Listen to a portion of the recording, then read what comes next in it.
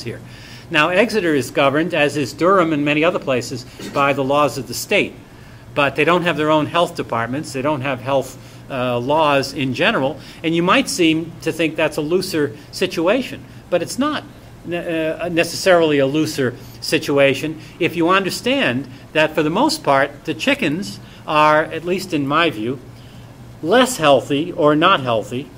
The supermarket product is less healthy or not healthy. I would argue. It's my view. But you're talking about salmonella, presumably at a level that's not going to make you sick. The average chicken's probably not going to make you sick. Every now and then one does. And, of course, people who do fall ill don't necessarily tie it to anything they ate, or they can't identify what it is if they suspect it's something they ate. And then it passes, and it's not really a big deal, and they'll go to a hospital or anything else. But a lot of those are borderline in the supermarkets, and they can only be that way because of the system of which they are a product. It's not a criticism of the supermarket so much as an acknowledgement of the nature of the system.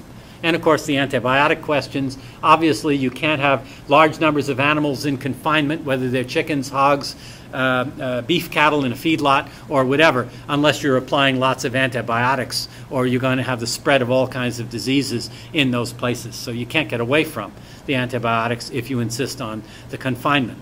But if you don't have the confinement, then the necessity for the antibiotic is not there. But isn't it ironic that the chickens that would be sold in the Portsmouth Farmers Market, if it were legal, and it was legal up until a couple of years ago, if it were legal, are almost certainly healthier for you to eat than the chickens sold in the grocery stores of the same city. And yet the health inspector won't go into those grocery stores and say anything or raise any kind of a fuss, and perhaps feels that she or he has no authority in those stores anyway if it says USDA inspected. No. And we all know where that would end if anyone challenged the grocery stores. The corporation, often European-based corporation, by the way, a lot of the grocery stores, you know, are not owned here. You may think Hannaford's is a Maine company. Think again. It's a European company. It's a multinational. And it was a Maine company. It was. And others were Maine companies. You might think Poland Spring's a Maine company. It's Nestle's. It's Switzerland. It's a multinational, global-wide corporation. It is not a Maine company. Lots of Mainers fool themselves into thinking they're supporting a Maine company. They are supporting some jobs in Maine if they buy Poland Spring, because there are some jobs there, but they're mainly supporting investors worldwide by buying Poland Spring water. It's not a Maine company, even if it's named after a Maine town. So there's a lot of that sort of thing, which they wouldn't want to talk about very much, but you can check into it if you want to. Stop and Shop is another multinational, European-based corporation. Some of these places, by the way, are going to get hit hard with the European debt situation. And if I were employed in those places, I'd be a little bit nervous, because their headquarters are going to get hit hard as this thing spreads in Europe. It's going to hit Citizens Bank too, by the way. Citizens Bank is owned by Royal Bank of Scotland. And Citizens Bank is a very big New England bank, as you know. But it's Royal Bank of Scotland, and Royal Bank of Scotland is wide open to the situation in Greece and in Italy that we hear about in the news. So citizens will be affected in one way or another, probably. Yeah. Yes? Ed, how do you feel about the local farmer and Monsanto? Well, Monsanto is a big, first of all, Monsanto, like Cargill and some of the others, are big agribusiness corporations that are designed to serve the interests and the profits of investors worldwide and so forth. They are not local. They take from the local area far, far more than they give to the local area, which is part of the definition of any of those kinds of companies. But then, of course, there's another element of Monsanto called genetic engineering. Genetic engineering, as you may know, is not allowable in Europe for a very interesting reason. And that is that the standard European argument is that we cannot say genetic engineering is safe.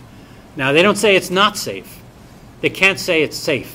There is no scientific grounds to say that genetic engineering is safe, because there's so little that we know about it, particularly in the longer term.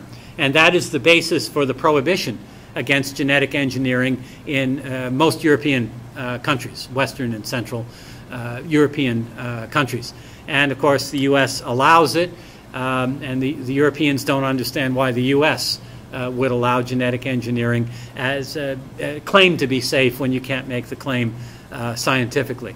So that's a consideration. And Monsanto, of course, is the principal player in genetic engineering. So, and obviously, genetic engineering is not does not fit with certified organic.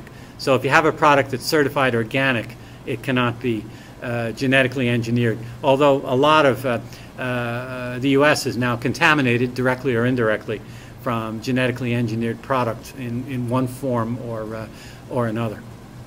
What's this business about sterile seeds or something? You can only well, that's part of Monsanto. Terminator seeds, they're called, which is patented product of Monsanto, which forces the farmer to buy new seed every year and therefore to pay Monsanto when the farmer is perfectly capable of saving seed and not having to buy seed every year. And there are all kinds of international and global issues, impact in third world countries from that practice and so forth. But you're removing the independence of the American farmer.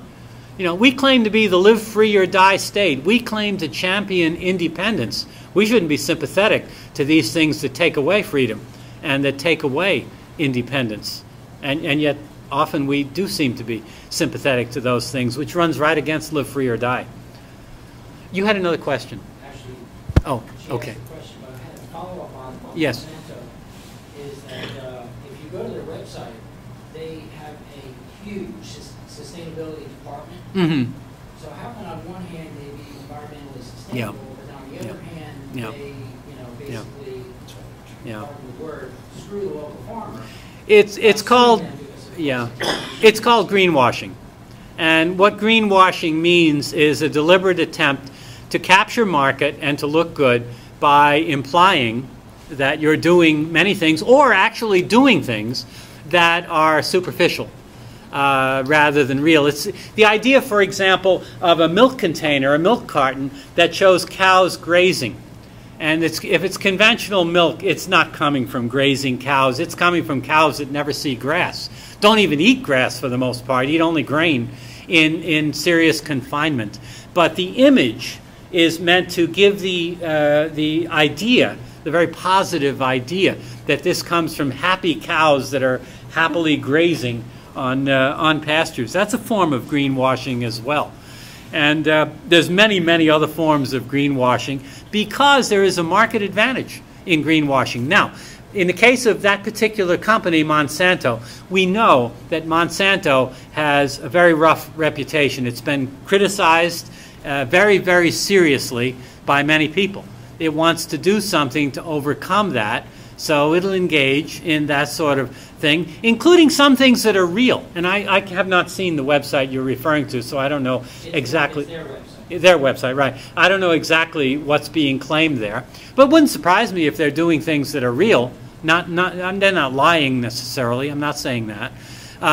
But they're doing things that are very superficial, that comfort people, that comfort a clientele. That being said, of course, Monsanto, like Archer Daniels Midland and Cargill, are not companies that sell a lot of product directly retail to the local market. They sell wholesale product and services of one sort or another. So they're a little bit less direct than some of the dairies or some of the others that sell retail. But our country is awash in greenwashing.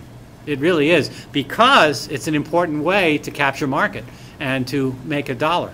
But it's often not possible for many of these companies that are organized on such a large scale that they couldn't really be green or ecological. It's not, by definition of how they operate, their business plan and so forth, and who they are.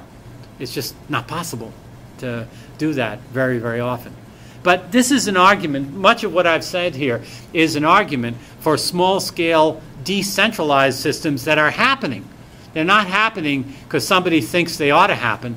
They're happening because people, for one reason or another, are coming to believe that they're necessary. And they're happening, by the way, here in Strafford County, whether the Strafford County Planning Commission or town or city government does anything anyway.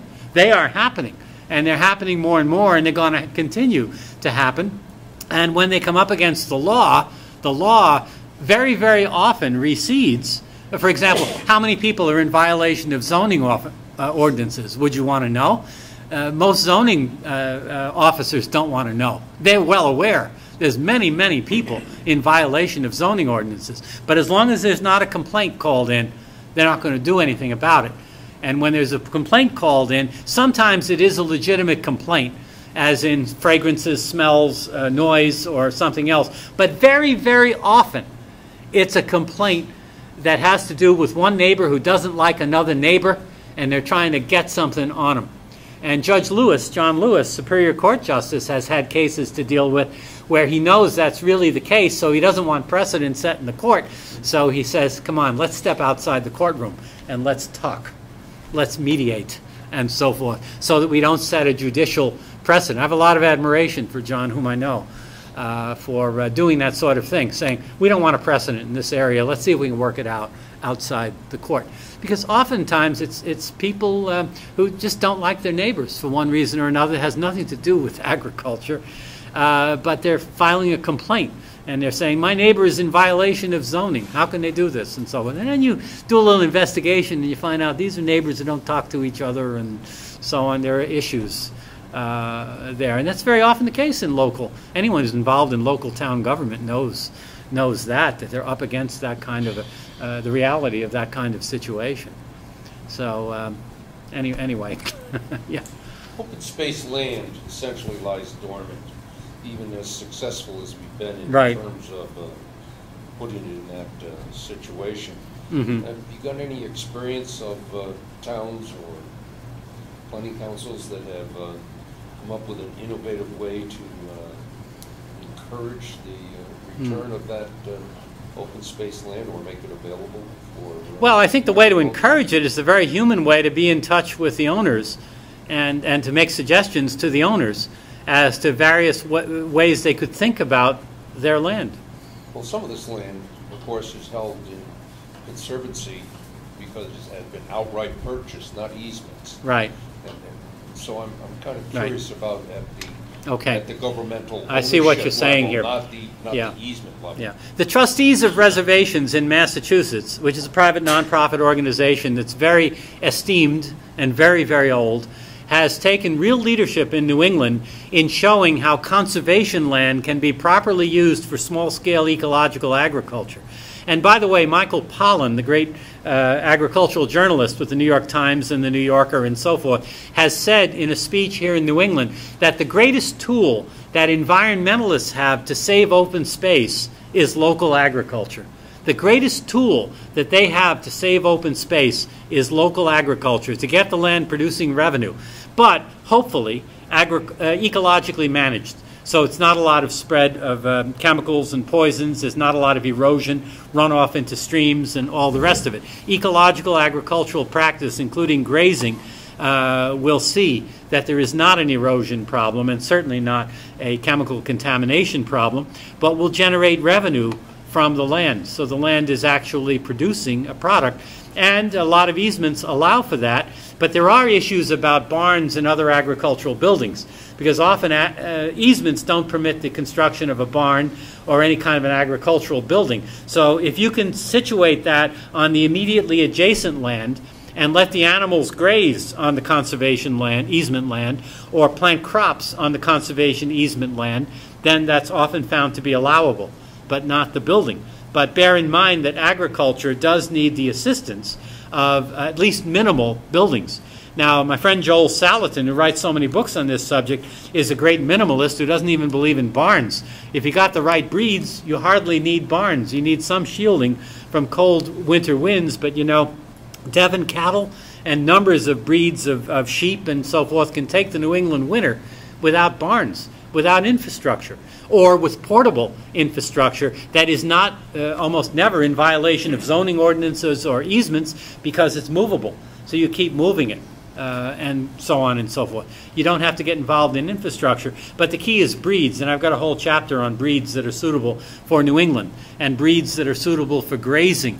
And these are the heritage breeds and the heirloom varieties in the case of plants that we've abandoned. The 400 varieties of apples that our state can produce, 400 varieties of apples the multiple breeds of cattle and sheep and pigs and chickens